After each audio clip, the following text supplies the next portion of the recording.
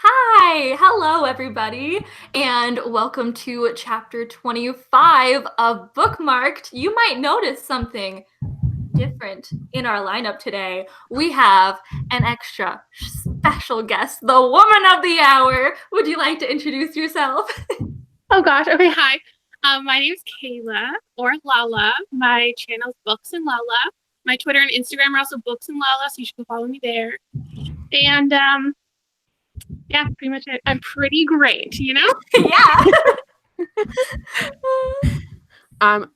It's my turn, Yeah, isn't it's your it? I messed it up again. I always do. I'm Hailey from Hailey and Bookland. I'm Hannah from A Clockwork Reader. And I am Zoe from Read by Zoe. You are here on my channel, so welcome. So let's talk first about what we are currently reading. What are you reading, Kayla? You'll be excited to know, am reading Christine's book, Again But Better. Yeah. I'm only like 70 pages in, so I don't have any thoughts yet, but I'm reading it. Ooh, you are reading. I am currently reading what many of us are currently reading, which is our book of the month for April, Scythe by Neal Shusterman. And I'm halfway through. It's a reread, but you wouldn't know because the plot twist hit me and I was like, what? So clearly I don't remember anything. I'm currently reading 3 books, which is good for me because I read 1 book in April. But one of the books is Scythe. I just started listening to the audiobook and I'm already in love with it. The other book that I'm currently reading is one that I've been reading for like a little while now, and that's The Chaos of Standing Still by Jessica Brody. And then the other book I'm currently reading, I just started the other day, is Sorcery of Thorns by Margaret Rogerson. So yeah. Are you liking them? Yes, I am. I'm liking all of them. Oh, that's good. It'll get you out of your reading slump. That's Hopefully. good. I am also reading Scythe. Well, I'm not because I read the first page. So yes, I am currently reading it. Our live show is on Sunday on Hailey's channel. It's already set up and everything, and the link is down below if you want to head on over there and turn on a notification. Getting those clicks. There we go. Amazing. So our topic today is Readathons. So actually, I did put together a few polls on our Twitter, which is at Bookmarked Club, all about how do you all feel about Readathons, and if you like them, what would be your perfect Readathon? So together, we created our dream hypothetical Readathon. People thought we were actually making a Readathon. Not yet, folks. Calm down. So the polls. The first one is, how do you feel about Readathons? So 48% of people loved them, and 47% of people said that it depends on the Readathon, and only 5% were not a fan of Readathons. Then the second poll is, how frequently do you participate in Readathons? So we have 5% of people participate in less than one a month. 9% participate in one a month, sorry. And then 57% participate in one a couple of times a year, and 29% said never, which is interesting because only 5% of people were not a fan of Readathon. So do we want to talk about what we matched would put for our answers? Sure. So how do you all feel about Readathons? I enjoy them, but it depends on the Readathon is what I answered. What about I'm the same. Yeah, I love a readathon. I usually do one a month. Ooh. Yeah, I love them. I mean, it does depend on the readathon. I like the ones that are super themed because it feels more like a challenge and like a special event, you know, instead of just like, it's great just to read together. So how often, you said you do one a month. How often do you guys do readathons? Like maybe once a year. Yeah. That's like a BookTuber-thon. Yeah, maybe. Yeah, I'm the same. I would say a couple of times a year if I'm lucky. Mm-hmm. I'm getting more into them now that I'm out of university because now I can read for fun. But not talking about 24-hour readathons, I want to do more of like the week-long ones and stuff like that. So what was our next question? Oh, I'm so sorry. I put the window away. I can read it if you want. No, it's fine. So now we are getting to building our perfect hypothetical readathon. So how long would our dream readathon be? it looks like it would be 1 week long. So the other options were 24 hours, which 16% of people said they liked. 24% of people went for 1 weekend, 25% went for 1 month, but 1 week long won with 35%. How do you guys feel about that? Yeah, my preferred readathon is a week. Anything longer than a week. But the thing is, like, when I participate in a readathon, a huge portion of it, a huge reason why is because of I like to vlog it, and that's the only time I ever vlog. So vlogging for more than 1 week is just like not fun to edit or participate in. So 1 week is just absolutely perfect for me. Yeah, I feel like a week is good. I think a week or longer. 24 hours is fun when you watch the video, as Zoe can attest to. Oh! But actually doing it is an absolute nightmare, because any waking seconds that you are not doing something, like you're doing something other than reading, you feel like you are cheating, and even sleeping. So I, like, in theory, like 24 hours, but I think a week or longer because it gives you more flexibility and more time, and it's not like, I feel like it's a little bit less pressure, but I think a week is kind of the golden time period. I feel like for me, I really like the 24-hour to like just like a weekend, like maybe 2 days thing, because I can't, like, my attention span is not that long for like a whole week-long readathon. That's why I only do them like very occasionally if I really feel like reading at that time. I'm just so moody when it comes to my reading that like I can't like plan to just do this readathon at this specific time because I don't know if I'm going to feel like reading or not. So I just really like the 24 hours. I like 24 hours when I'm in like a reading slump or something like that, because it's just it's like a shock to your system and a shock to your reading life. You're just like, yeah, let's do this. Let's conquer this challenge. I'm very competitive with myself. So like and I'm like very perfectionistic, and like I love having a goal. So 24 hours is great. And that's also why, like, just readathons in general, it really speaks to my soul, especially if there's prompts or something like that, because it's just like, I'm not just reading, I'm also completing challenges. So it's like, oh, another gold Who's a star for me. Ravenclaw? But I do agree with 1 week, because currently I'm doing a month-long readathon, which is the Owl's Magical Readathon, which is a month long. But I'm also doing weekly vlogs for that. But also I'm editing the vlog, and it's interrupting my reading for the Readathon. So it's just like, it's all piling on each other, and I'm getting behind on things, and it's just...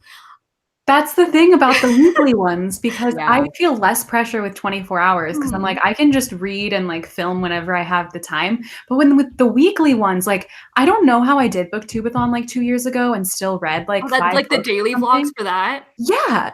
I don't know how I did that. I really don't know, because I did do it, but like now I go, like, I think about doing that. I'm like, how is that even possible? I never like, even editing did it. all of that and The first uploading like 3 it. days, and then the last days were Yeah. always like days 5 through 7 together. Amazing. So next we are deciding if we want a theme for our readathon. So an example of a very themed readathon, like Zoe said, is the Owl's Magical Readathon. And then we also have flexible themed readathons. So that's one where you do like a certain genre, like contemporary-a-thon. So looks like we have a flexible theme for our readathon. So 58% of people said that they wanted a theme, but they wanted it to be something flexible. And 31% of people said they wanted a full theme like the Magical Readathon. And 11% of people that said that they wanted to read whatever. So I think that would be more like BookTubeathon, where all of the prompts are pretty vague. It's just like, let's celebrate online book community, and all the prompts are like, read a book with a red cover. It's not like read like only contemporary books, or like Spookathon, where you're reading like more spooky themed ones. But yeah, you make your own readathons. So how do you decide how to make your readathons? Is it just like whatever you're in the mood for? I'm a pretty hard, like, completionist. Like, I want to have a hard theme, and I want to read all these really specific things, so I feel a sense of like accomplishment at the end that I did it. It's a reason why I do create a lot of readathons, apparently. Lala-thon. A lot of them are so vague, and I'm just like, I don't want to just read for a week. Like, I want to read this exact thing for 1 week, and then the few people who want to participate will do so. That makes sense. I like that too, because it's just more like, you're doing a readathon. You're not just reading with friends. And it makes me more excited to pick up certain types of books, because it would also you're drawn more to the books that you might have put off. It makes you read from your bookshelf more. True. So what about you two? I feel like I think I like something where I can pick things that I have already and I don't have to go out and purchase anything. So I think it just kind of depends on what the themes are. Like, I like when there's a theme. I think I like the sense of accomplishment as well, of like being able to check off the prompts. I think something like BookTuber is great because the prompts are often things that I can easily accomplish. Like, certain ones I don't really love, but for the most part, they are ones that I feel like I can easily check off. I just like it. The reason I like readathons, to me, like theme or no theme doesn't matter too much. I prefer having like a theme because it just kind of makes it more fun to me. But I just like the fact that it motivates me to read. I don't really care about like completing prompts too much. As long as like it gets me to read, that's what I care about. So yeah, I do prefer a theme just because I think it's fun, but I like a flexible thing because I'm so moody. That makes sense, yeah. Our next question is about prompts. So this is, do you want to read it? Sorry, you're drinking water. Oh wait, there we go. Sorry. Oh my gosh, what are you doing? Oh god. So the next question, like Zoe said, is about reading prompts. So how do we feel about reading prompts? So certain readathons have physical prompts, like BookTuber. The one I was thinking of that I didn't really love was read a book outside. Or read a book Which with I know a it's hat supposed on. to, yeah, I know it's supposed to get you outside, like blah blah blah, but like that's just, it makes me not want to do it. So that's why I wasn't really a fan of that one. Also, it was August, and where I live in August, I'm going to be walking into a wall of humidity, and I don't want to read while I feel like I'm damp outside because it's so disgusting. No, thank you. But anyways, so about the prompts, do you want them to be difficult, easy, or you don't want any at all? Well, 71% of people said that they wanted the prompts to be easy, so things that you can easily accomplish. And then 19% said that they wanted them to be difficult, and 10% of people said that they didn't want any. I feel like I agree with the majority, and I want them to be easy. So like read a book with like red on the cover. Yeah. I want mine to be like a mix. I want there to be prompts about like reading what's on the book as well as what's in the book, as well as like things to do while you're reading. So like my perfect readathon will have one that's like read this genre, but then also read a book with this on the cover, but also read with a hat on. Like I love the dorky challenges like that. I feel like, again, like I think I agree with Hailey. I like having easy prompts because then it's easier for me to just like change my mind and pick something else if I don't feel like reading that. I think I just, for me, having too much rigidity with like rules in readathons is what makes it difficult, because I'm like Hailey, like if I see a rule that I don't like where one of them is like, oh, you have to read outside and I don't want to do it, then I get like bitter about it. And I'm like, well, I'm not going to read anything then.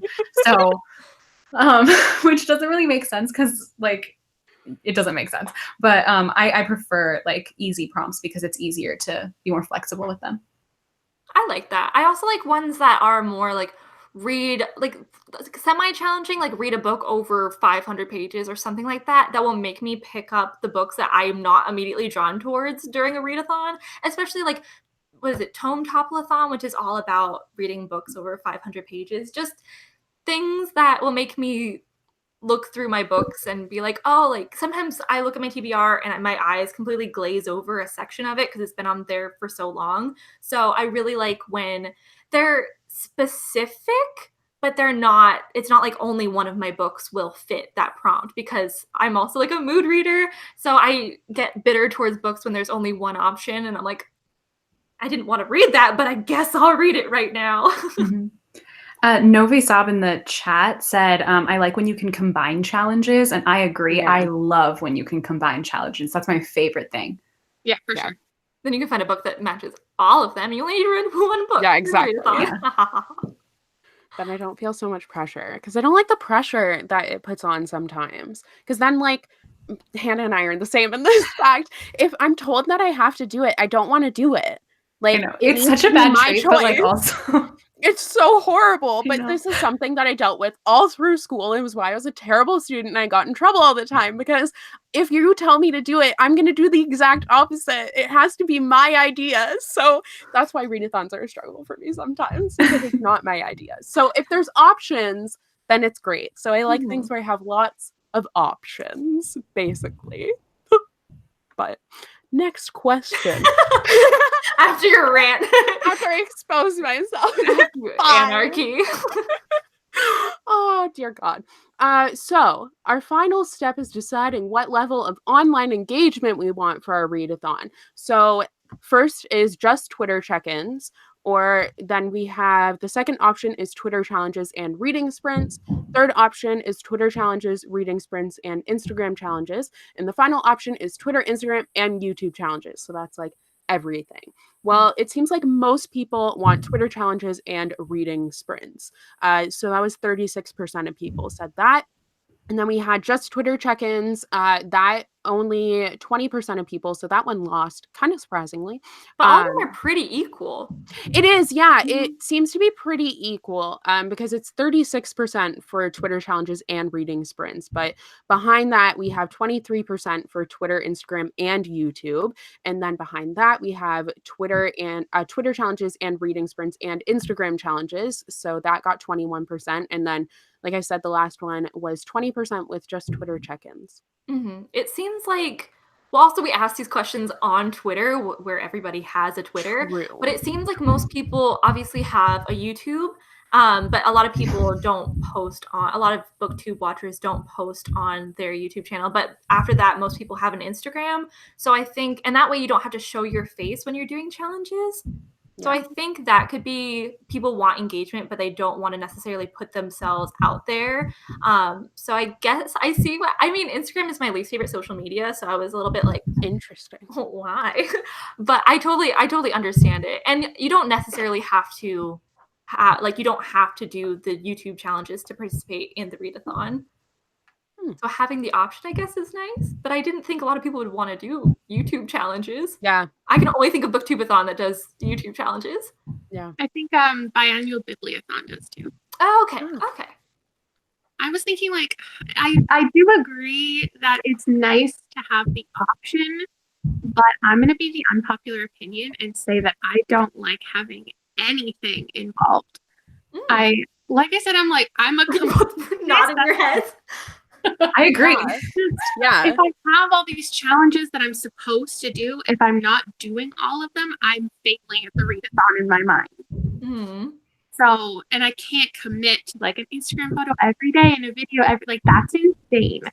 So I usually keep it to like once a year. Like BookTubeathon is the one where I'll go hard and I'll do all the stuff. But an average readathon, I just feel like readathons are getting so aggressive. Like, it's just like hourly reading sprints and a giveaway every day and 20 hosts and do this and post this. And like, I just want to read with 100 other people and not tell them anything about anything and just read. So, yeah, I totally agree with that. I think if anything, like Twitter check-ins is fine. Yeah, that's like, the only Twitter would be my number one platform for that. YouTube, like, it brings way too much into it. Like, in terms of a vlog afterwards, for sure. I love vlogs afterward, but challenges, no. That's way too much work. Anything that's going to take significant time away from reading, I don't like it, because then, like, I feel like I'm cheating on the readathon. It's just a lot. So for me, like, minimum is great. I like Twitter I like with the magical readathon, since I'm doing it right now, it's very much in my head. But there are like Harry Potter trivia quizzes and stuff like that, and then you like get house points. So like that is like a fun challenge, but it's not necessary to doing the readathon. But I also love reading sprints, even if I don't necessarily do it at the same time. I'll like scroll through my Twitter feed when I'm supposed to be reading, and I'll see that people are reading, and it'll make me remember that I'm in a readathon, so I like probably should read. So I like keeping it to Twitter, but I understand why people very much want it on other platforms. I wonder how many people said YouTube challenges that don't have a YouTube channel? Do they just Maybe like do, like, watching it? walking. Yeah. Yeah, maybe. Probably most of them. Oh, okay. Did you have anything to say, Hannah? No, sorry. Oh, okay. I'm very distracted because there are dogs above me right now and they're running around. So like it's really loud. So I'm sorry if you can hear stomping or something. It's just dogs playing. Oh. But yeah, no, I mean I agree with Lala. Like I don't like the challenges because the challenges tend to distract me from like the actual reading. But like it's fun to watch the like YouTube challenges, and I understand why people want engagement and how it's motivating for people, but for me personally, it's not really. And I like with like Twitter as well, it's more of like community building than Instagram. And a big reason of doing Readathons is to read with the community. So okay. So I have more questions. We actually have a lot of audience questions from Twitter. I will also go through the chat as well. So if you have any questions for us, let us know. But we have a lot of questions from, well, I'll get to those later. But the first question is from Margaret Adele. Do you feel that Readathons encourage reading books for a number count as opposed to reading for content, or is there no correlation? So are you reading a bunch of short books, or are you reading books you know you can read quicker than reading books you're excited for or that you think that you'll like? Are you doing like what I did with my 24-hour readathon and just reading a bunch of children's books? Oh, was that a cheat? I see how, like, from an outside perspective, it might seem like we are competitively reading. But for me, I do choose short books, but it's more because I'm trying to read so much in a short period of time that I want to keep myself interested in what's happening. So I choose 5 different books that are 5 different genres, that are 5 different moods. Oh man, that's a hard question because, yeah, I don't know. We can come back around to it. I think it needs more of a discussion. I 1000% read for the number. I'm reading the shortest books possible because I am in a competition with myself and also everyone. They don't know it, but I know it, and I need to be the best, but I never am, but it's fine. I'm such a we all know I'm a competitive person. This is no mystery. Like, that's just the way that I am. So it is 1000% competitive for me, but it motivates me. So it's a win-win, I guess, in a way. For me, it's not really about the number per se, and it's not competitive. I tend to read shorter books because I want to read. I mean, in some ways it is about the number because I am trying to read like more books, because it's usually just me trying to get through books that I've been wanting to read for like a while.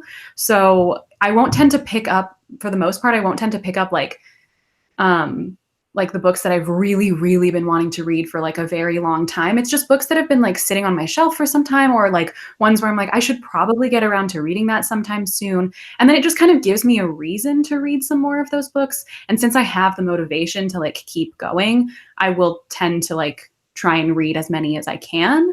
And that's kind of just like what it's like for me. But I also do understand how some people like feel like it's a competitive thing or use it as a competitive thing to like motivate yourself to read. But that's just what it's like for me. Yeah, I feel like it's more competing with myself, which I know is such a cliche thing to say. Like, I'm not competitive at all.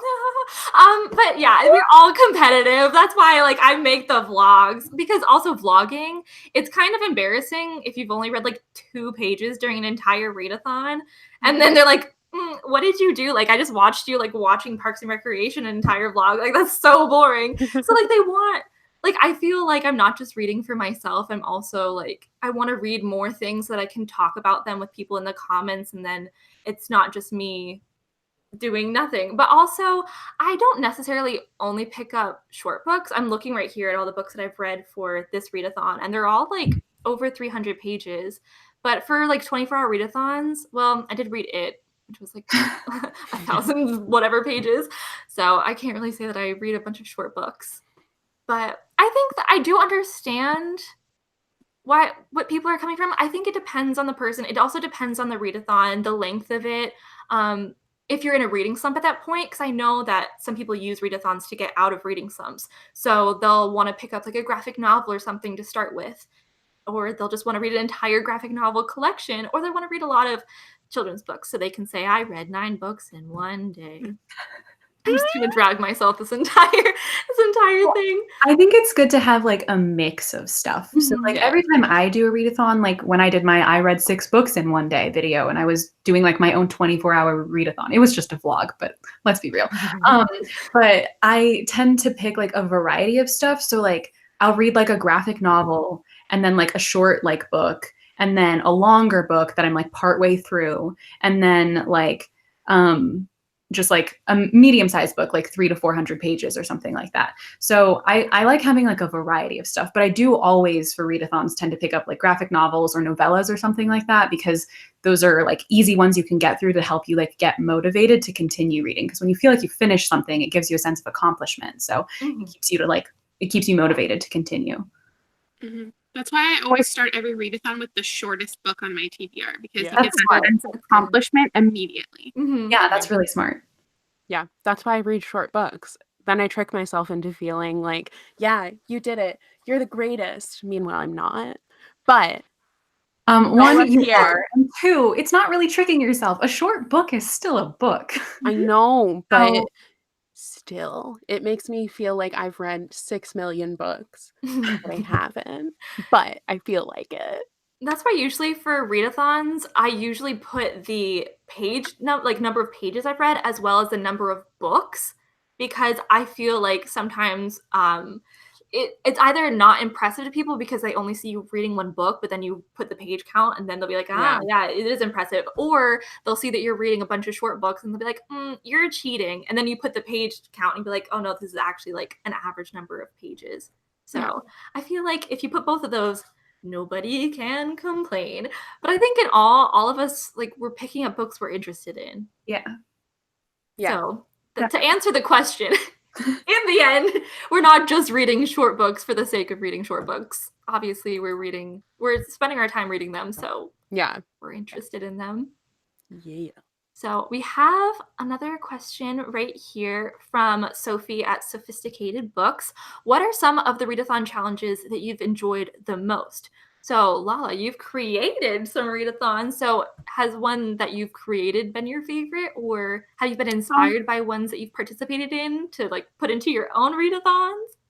Okay, wait, are we talking about our favorite readathon or our favorite readathon challenges? Because those are 2 different answers for me. Let's answer both. Yeah, let's do both.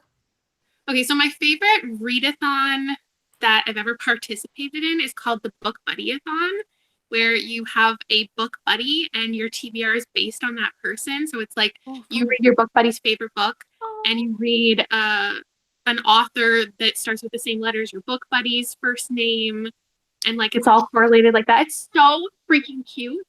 But I think my favorite like actual challenge. No, you know what? That works for challenge too, because it's just like anything that has you buddy reading with somebody, I think just adds another element of enjoyment. So which one of my buddies will do this with me?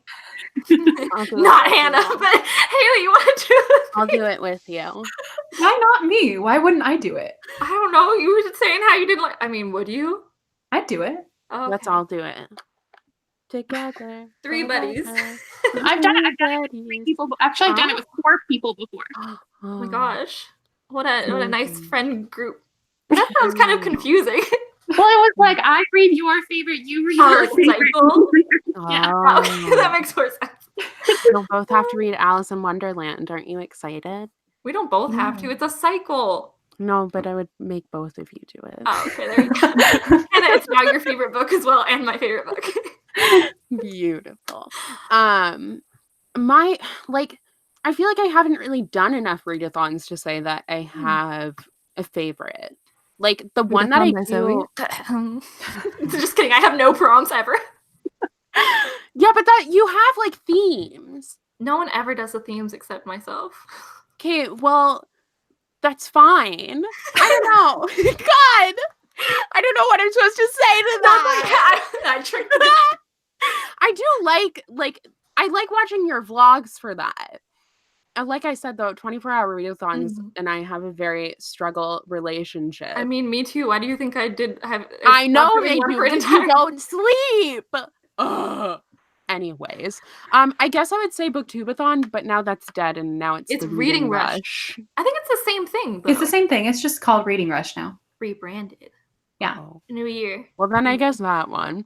Because that's the one that I do every year. But my favorite challenge, I don't think I really have. I like ones where it's like read a book with this color on the cover because that's an easy one. Mm-hmm. So I think that. What a boring answer. Oh, well.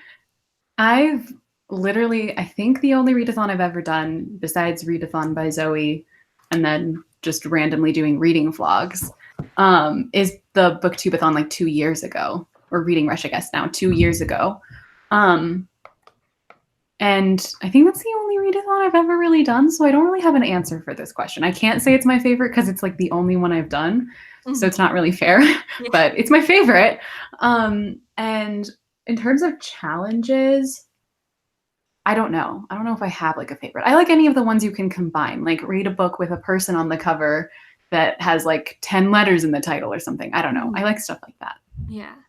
Well, my favorite is the one I'm currently doing, which is the OWL Readathon. I just think, okay, G from Book Roast, she has created, I'm just going to have a love letter to G right now. She put so much effort into this. You see this? Crazy. She made all of this, and she made like an entire pamphlet. I think she's here right now. Hello there. But she has an entire... I printed it out on big parchment paper, an entire thing. She made all of this, like different careers and stuff, and all of the reading challenges go with like careers you can do, and it all has consequences. And I love, like, I feel like I'm actually in the wizarding world, and like I'm actually like in school, and this is life or death, and it's making me so motivated to read. I love when there's consequences for my actions. I still cannot believe you printed that out.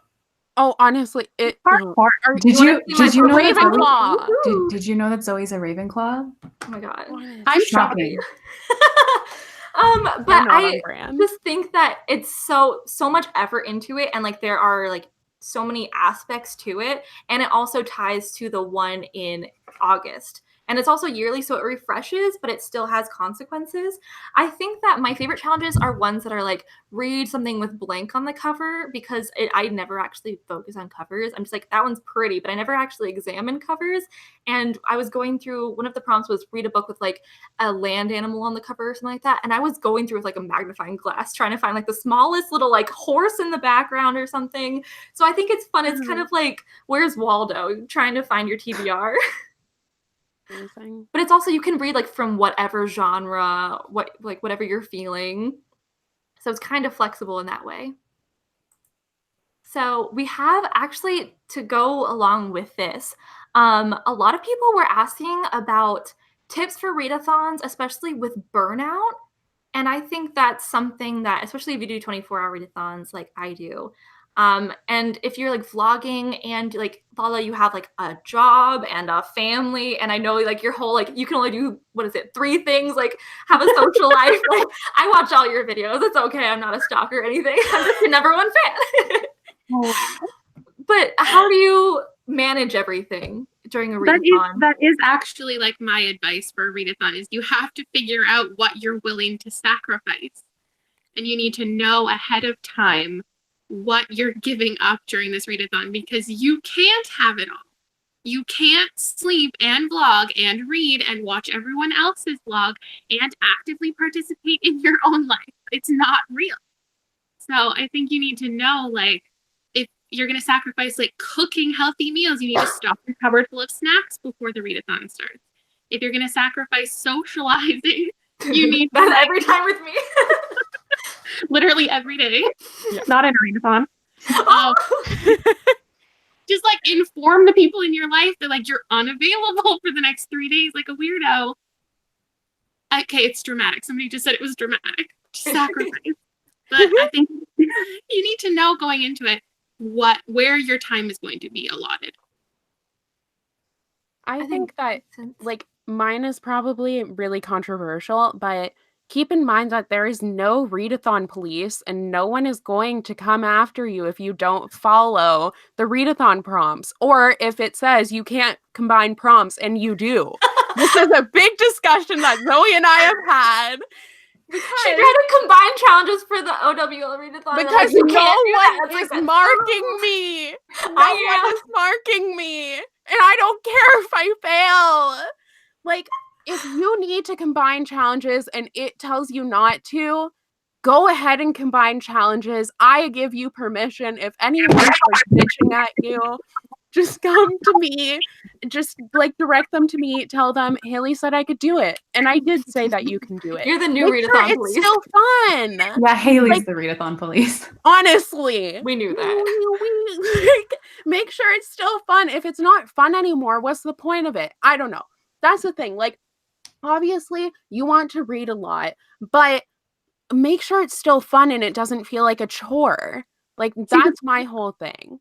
The fun part for me is following the rules. Yep! You are Zoe! I literally don't understand that at all. Divided That's down the worst thing middle. ever. A house divided. That's today's topic. Oh my god. Like with the Owls Readathon, like for example, I'm so impressed by it. This is nothing against the Readathon at all. I'm so impressed by it. It's so detailed. Absolutely. I could never, ever even come up with something like that. But like Zoe was like talking to us about it and she sent us all the rules and I was like, I have to like follow rules. Are you kidding me?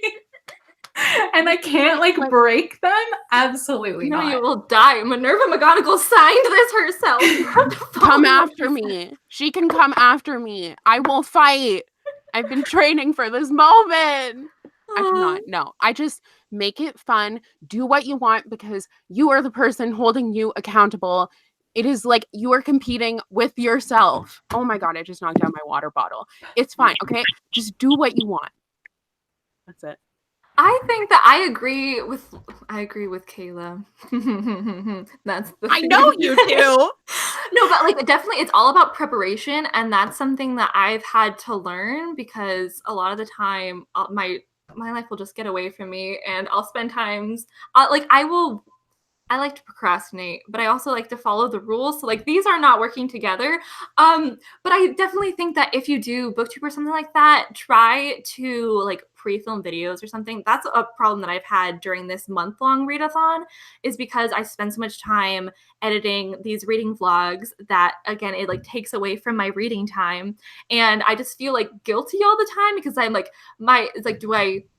again, you can only have so much of everything, but it's do I sacrifice like making booktube videos so that I can read, which will ultimately help my reading vlog, which is also booktube content. So it's just very confusing. But I think sleep, everybody, you need to hear it from me. Take the your ultimate own hippogriff. There's a hippogriff instead of hypocrite.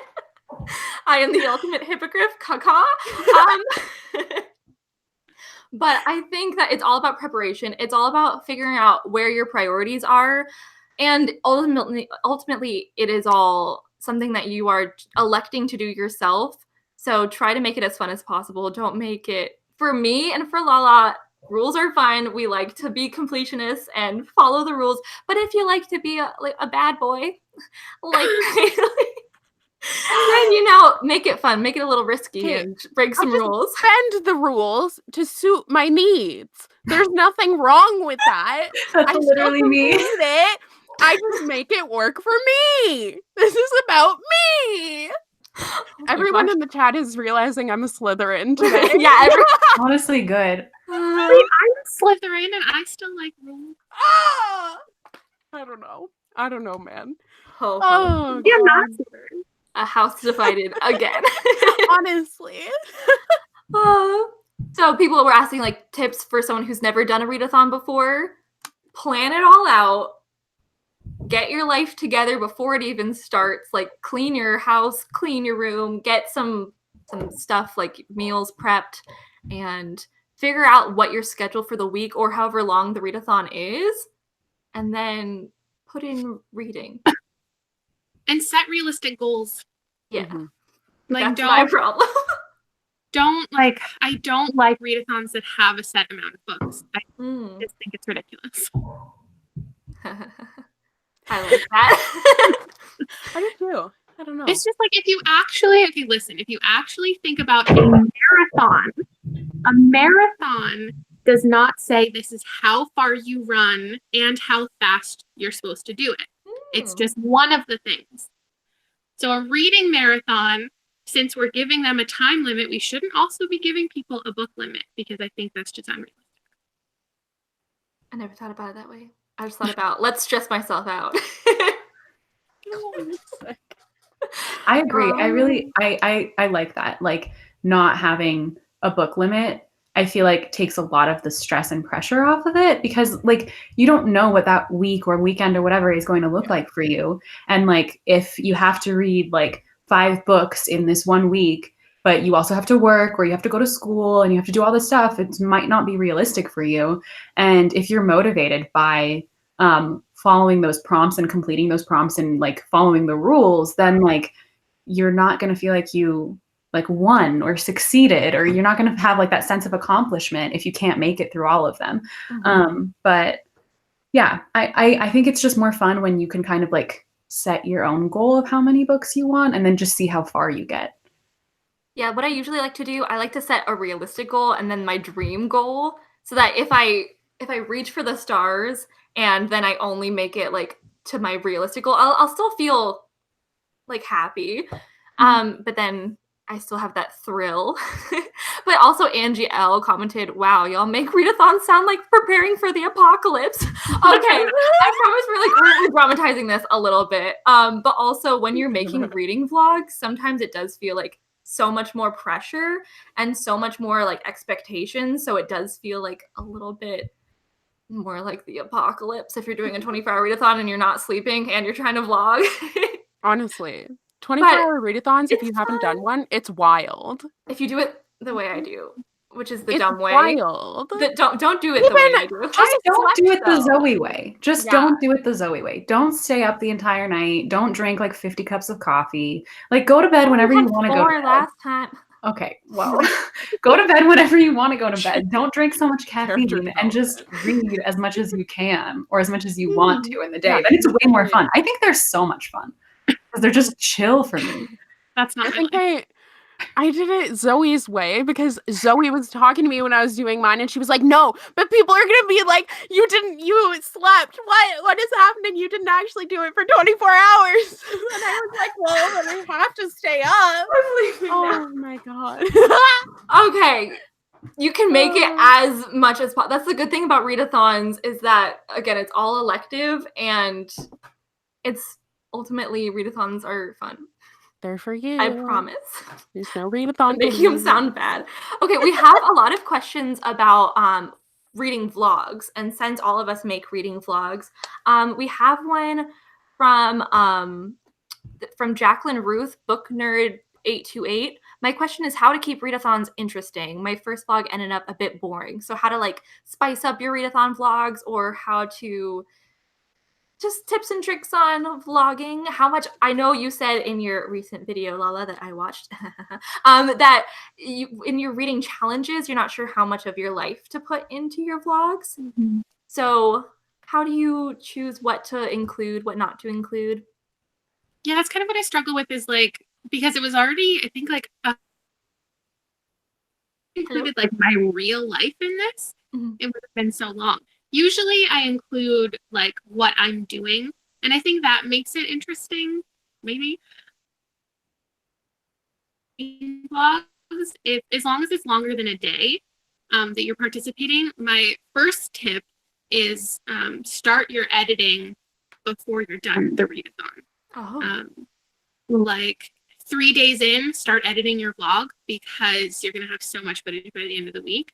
2, as long as you don't tell the people in the clip what time of day it is, you can technically edit your vlog in whatever order you want it to be. So, like maybe you read for 5 hours straight and that's so boring, and then you went out and did stuff. But you can slip any clip that you want wherever you want in the video to keep it interesting. Wow, a life hack. So... her hack was to lie. No,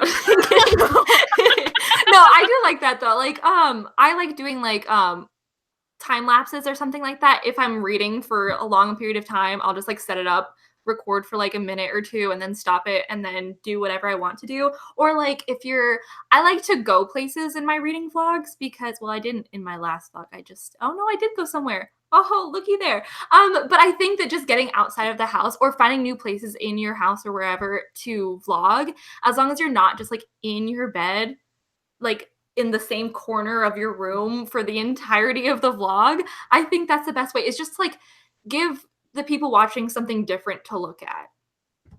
I do weekly reading vlogs. I don't really have a tip because I don't go out. Like, I'm not comfortable vlogging outside. Also, I don't go outside that often. Literally, someone commented on my vlog once saying that I should go outside, like I should show going outside more. And I was like, I haven't left the house in 3 days. So like, this is it. But like, I'm not comfortable vlogging in public. And I also like, my family doesn't want to be in the vlogs, and like, that's fine. I don't want to like put them in a position where they're uncomfortable. So I just kind of vlog like things that I do, and people You are vlog your talking about cats, the cats. though. I vlog cats. That's it.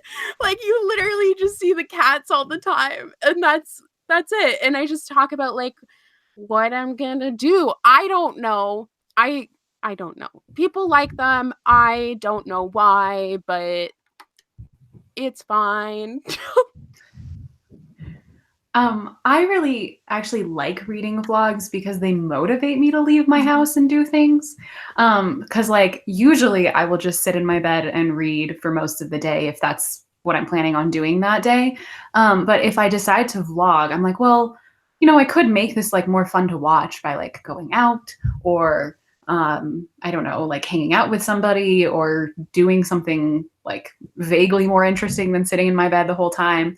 But sometimes that is like all you do. And I think people like those too, because like you're just being like honest with what you're doing. And I think a lot of people can relate because a lot of people also just stay in their bed for most of the day and just read, especially like during a readathon. But I guess my biggest tip to make vlogs like more interesting, I like having like aesthetic shots of stuff and then adding like artsy like music and making it like artsy, even though it's never like that good. But I love your just vlogs. I thank love you. all of your vlogs. Here's Hailey. I know you think that no one likes them. I really like them. The dogs are barking. They also like them. They have so much to say. I know. But yes, including dogs or cats if you have pets. If you have a That's stray always cat good. that you've Yeah, a somehow- stray cat that you found on the tree. Racy. I did. And It's a free. They're all barking. so But much to say. yeah, I just think having like different things for people to look at just makes the vlog more fun. It's also just more fun for me to edit, except when I have to pick music. I try and avoid music, but it doesn't always work. I do.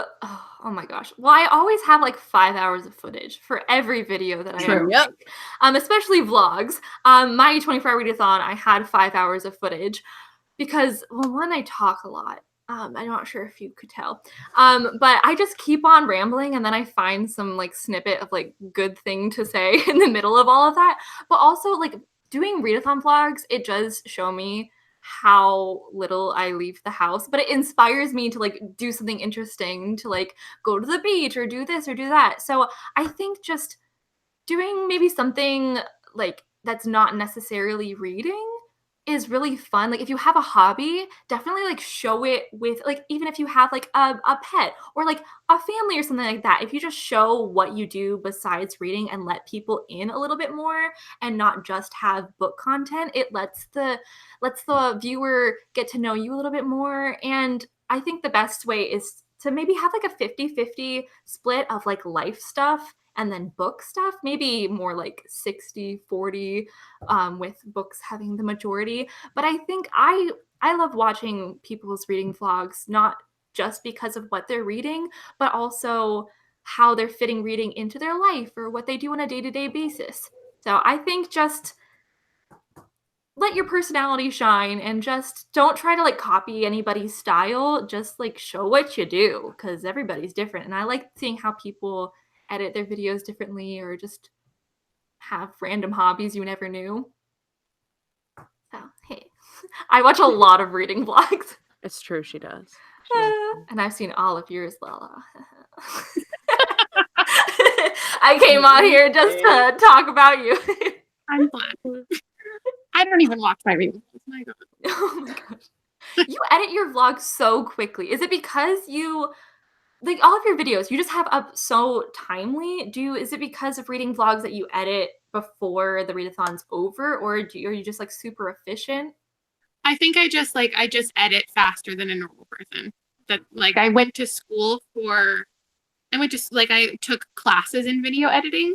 So I think I've just like gotten into a rhythm, and I think I don't know, just like the program I use, it's really easy to see. Like I don't know how you guys edit, but like if you can see, this is the nerdiest part of this entire thing. So excited. If you can see can you see the audio part? Yeah. Mm-hmm. Yeah. Oh, yeah. I feel like that makes it so fast because you can see when I repeated 3 things, like I can see them. And so I know I can just clip the last one in.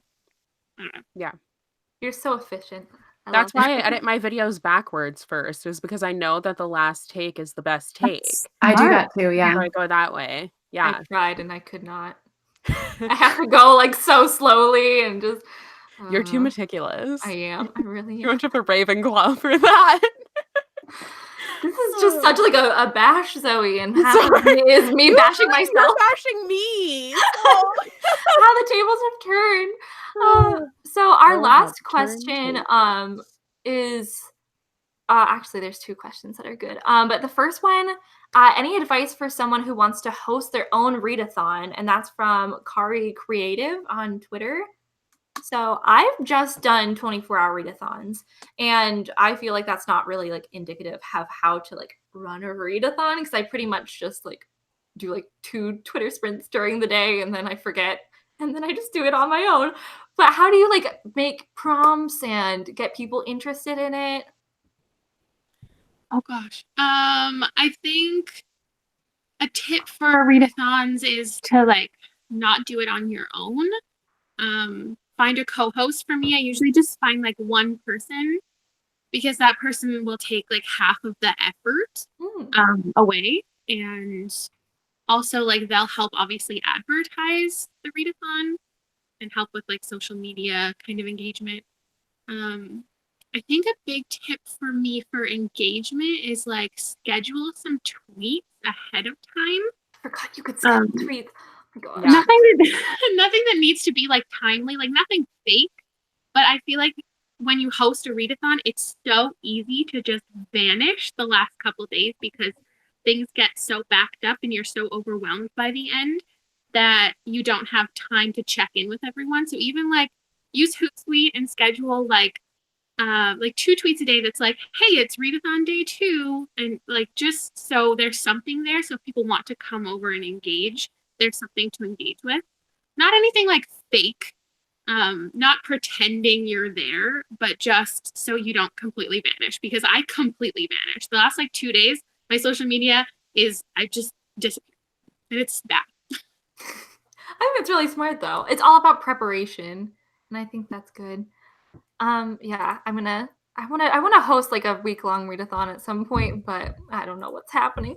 Okay, so our last question is from PCH Cheeks. Do you find that readathons result in more reading in the following days from the momentum, or do you get burnt out and take a few days to get back to your usual routine? With 24-hour readathons, I will get burnt out and I won't read for like the next 2 days.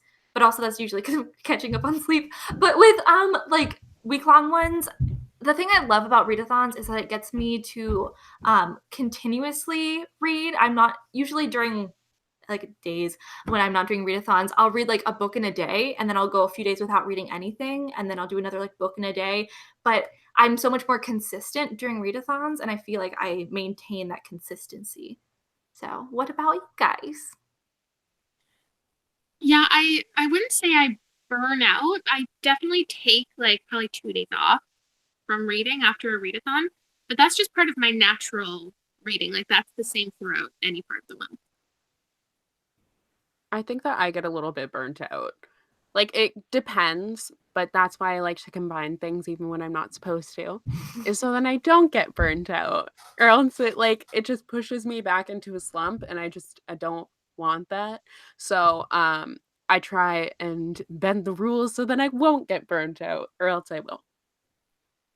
I feel like I get burnt out after like week-long readathons. Anything that's like an extended amount of time. After that, again, it's also similar to you, Lala. Like it's just part of my natural reading to just like not read for a couple days and then go back to reading anyway. But with 24-hour readathons, like I will read a bunch, or I'll read like 2 books or something that day, and then I just have like a bunch of momentum. I usually do them when I'm in a reading slump or when I'm just like in a serious reading mood. So I'll still want to keep reading afterwards, or it gets me over my reading slump and I want to keep reading after that. So that's why I really like them. Yeah, so it's like the opposite of me. That's really cool. Also, people were wondering where my Edward doll is. He's still up there, everybody. Is this going to happen in every single They're live really show? wondering. He doesn't move. He doesn't have legs. He moves at night. Remember, is he an elf on the shelf? Yeah. Oh my god. I hate that so much. Elf on the shelf are the worst thing in existence. Honestly. Okay, so I think that's all of the questions that we have. Our booktuber of the week is Brittany from Brittany the Bibliophile, and I reached out to her yesterday and she provided a bio, so I'm going to read it out to you all. So this is her writing it, so in case it's in first person, just letting you know. Okay. Hey everybody, I'm Brittany from Brittany the Bibliophile. I'm so happy to have been picked for booktuber of the week. I would never have guessed that this would happen. Oh my gosh. Oh, I'm so sorry. Not sorry, but okay. I've been booktubing for almost a year now, and it's been the most amazing ride. If you watch my videos, you'll soon find out that I'm passionate about more things than just books. My cats, my dogs, Marvel, video games. I'm just starting on this one, so don't grill me too hard. And so much more. I haven't done much in this community yet, but I hope the next year brings more adventures and growth. So I really enjoy her videos. She also does reading vlogs, so that's why I thought she was the perfect person to choose for this week. So check her out. Also, do you have any recommendations for booktubers who do really great reading vlogs? I watch a lot of Spencer from Common Spence. I really like his reading vlogs. And obviously, we have Lala right here. I love her reading vlogs. And we have Hannah and we have Hailey. I love both of their reading vlogs. Check them out. Their links are down below in the description. But who else do you like to watch? If you watch BookTube. I know some people make BookTube videos and don't actually watch BookTube. I really hate BookTube. No, I actually don't watch BookTube though. It's really bad. I really like Chelsea Darling. Yeah. I love I just watched her vlog this morning. That's great. Oh, also Whitney from Witty Novels. She does really like relaxed reading vlogs, and she talks a lot about her anxiety and stuff. And again, that's like letting people into your life. So I love that. And also Read with Cindy. I like her reading vlogs. That's what I was gonna say. I really Yeah, like she reading has vlogs. stole it. Yeah. Yeah. I agree. But I think so many more people are starting to do reading vlogs, and I love that. I love that we're showing that we're not just, but we do wear pants sometimes, and you can see in reading vlogs. So with our bookmarked book of the month, our live show for Scythe is on Sunday over on Hailey's channel. That is 3 p.m. Eastern Standard Time, so noon in Pacific Standard Time, right? I believe so, yeah. Yes. 3 hours behind. That And checks we out the math. have chosen our May book of the month. It is Clockwork Angel by Cassandra Clare. We all wanted to reread it because I wanted Jim. And that's it. That's the only reason. No, just kidding. We just had our live show all about rereading books, and we thought, why not reread a book together, one that we haven't read for years, and figure out if we still like it as much as we did back in the day. So come join us for that live show. And thanks for being here today, everybody. Do any of you have Readathons coming up or anything coming up? Nothing in your life at all? Well, we knew that. Zoe and I might be doing something together. Maybe. We started talking about that, but something will. Yeah. So, do you have anything you want to promote on your channel? Oh, you know what? I have a buzzword readathon happening next month, so perfect timing. Excellent. Yeah. You know the words yet? I do. Oh, but the public does Nobody else does yet. So keep an eye on that, and maybe Lala and I our powers will combine like the Powerpuff Girls. But who knows? Okay, that's the end of this live show. It's turned into a bunch of nonsense, but thank you so much for joining us today, Kayla, Lala. I don't know what do you want to be called? Either way.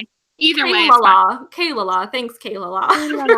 Joining our live show is a lot of fun. Make sure to check out our BookTuber of the week, and join us for our live show. I had a lot of fun today. Thanks for joining us. Bye. Bye.